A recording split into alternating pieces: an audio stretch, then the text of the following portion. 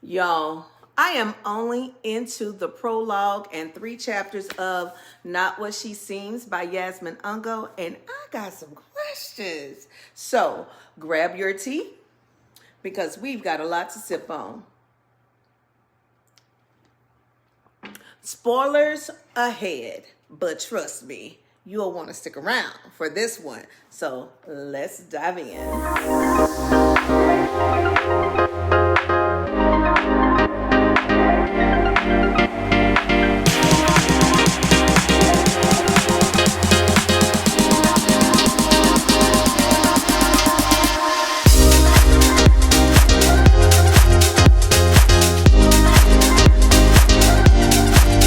Okay, now, so let's first talk about the prologue. In the prologue, we meet Jack's grandfather, who is affectionately known. Yes, you heard that right. They are detectives, so it is Senior Dick for Mr. Brody and Junior Dick for Jack. So don't laugh too much. But Senior Dick hears a sound outside, and he goes to investigate. Why? Why would he go out there to investigate it? We're black. We don't do that. We call on somebody else. Lock doors, mind our business. But I guess since he's a former police officer, he's feeling bold and he steps outside and sees a silhouette that he recognizes and strikes up a conversation with them. And this person tases him. Like, bam, out of the blue, tases him. Now, he does ask that person, have you thought about it, right? So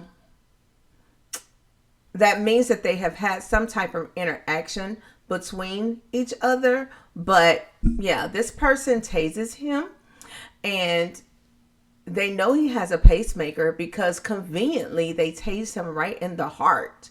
And they don't say a word and they don't let go. They just continue to tase him until he collapses. I have so many questions like, who is this person?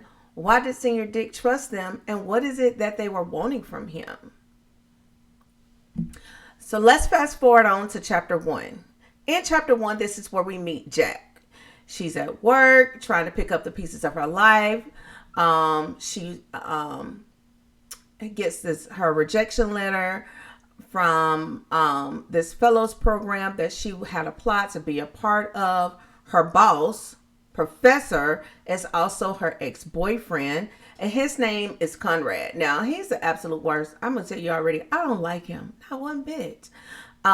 He blocked her from getting accepted into this fellowship program, and so she's like, why would he do that? Because she ended the relationship amicably and she thought that they were good. But no, when she asked her roommate what happened, because her roommate works there as well, when she asked her roommate what happened, the roommate tells her it was a split vote, which made Conrad the deciding factor. And so he blocked it. Right? So how petty can you be? She didn't want to deal with you anymore, so you block her opportunity to be a part of this fellow's program. So in the meantime, Jack calls him, right? And questions him. Well, she learns that the situation is worse than her just being denied the opportunity to participate in this fellow's program. He just happens to casually mention that, oh, I got a book deal. And he starts telling her about this book deal. And then Jack is intrigued about him getting this book deal because he has had writer's block for some time. So that's a big deal, right? Until Jack realizes that the book that he is trying to write is her story.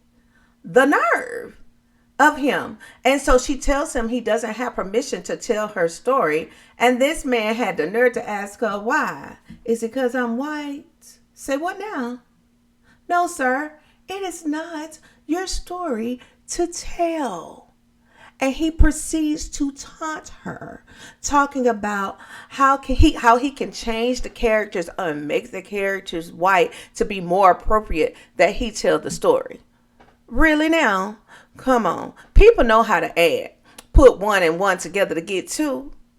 So when you start telling this story and people start reading it, they're going to be able to tie it back to Jack. So my question for Conrad is, when you first met Jack, did you approach her with some preconceived notion about the black community, hoping to find some little salacious story for your next book? Because I think your intention all along was to exploit her. Poor little black girl. Let me use her, and once I'm done with her, I will discard her like a little piece of trash. You don't need her anymore, especially with how petty you were being about this fellows program, because what it's given is you didn't have the opportunity to dump her first. She dumped you, and now you're going to write this tell-all story about her life. Quite the opportunist, Conrad. Quite the opportunist. And let me get back to Jack. In response to that, this is what I love about her. See, Conrad had given her a key to his property. He forgot about that. And so Jack takes that key and breaks into his apartment. But I really don't call it breaking in, because she did have the key, right? She goes in and she snatches the manuscript, because she took something now that he told her, because he likes to write the manuscripts out now. He doesn't type them up. He likes to write it on hand, and then he goes back and type it. So she knew that about him. And so she went into that house and she snatched that manuscript. No more background knowledge, no more notes, nothing for this story that he has shopped out to his publisher, that they've given him a deal on and upfront money to write this story. So she steals her life story back. I bet you he wasn't counting on that to happen. Now, here's the big question that I have going into the remaining of this book. How does this whole thing with Conrad and whoever that mystery person is, how does all of that tie together to what is happening back in Brook Haven, South Carolina? I don't know the answers yet, but I do have a theory.